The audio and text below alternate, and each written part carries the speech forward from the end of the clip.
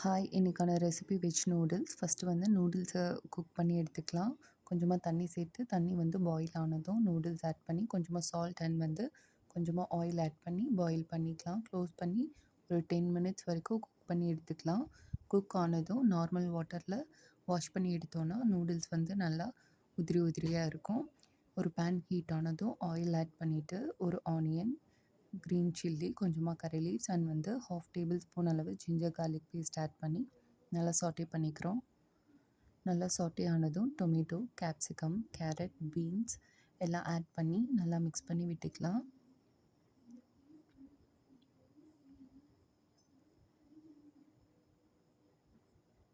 Taste maker add பண்ணிவிட்டு கொஞ்சமாக தேவையான அளவு சால்ட்டும் ஆட் பண்ணி நல்லா மிக்ஸ் பண்ணிக்கலாம். வெஜிடபிள்ஸ் வந்து ரொம்ப ஃபுல்லாக குக் ஆக வேண்டாம். ஒரு ஹாஃப் குக்டாக இருந்தாலே போதும். ஃபுல்லாக குக் ஆகிடுச்சு அப்படின்னா சாஃப்ட் ஆகிடும். அப்போ நூடுல்ஸ்க்கு நல்லா இருக்காது. கொஞ்சம் அந்த க்ரன்ச்சினஸ் இருந்தால் தான் நூடுல்ஸ் வந்து சாப்பிடும்போது நல்லாயிருக்கும்.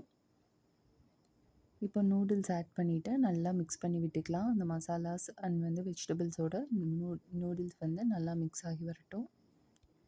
நல்லா கலந்து விட்டுட்டு கொரியாண்டர் லீவ்ஸ் போட்டு இன்னும் கொஞ்சம் நல்லா மிக்ஸ் பண்ணி விட்டுக்கலாம். அவ்வளோதாங்க, நம்மளோட நூடுல்ஸ் ரெடி ஆகிடுச்சு. சூடாக சர்வ் பண்ணுங்கள். கண்டிப்பாக ட்ரை பண்ணி பாருங்கள். பாய். தேங்க்யூ.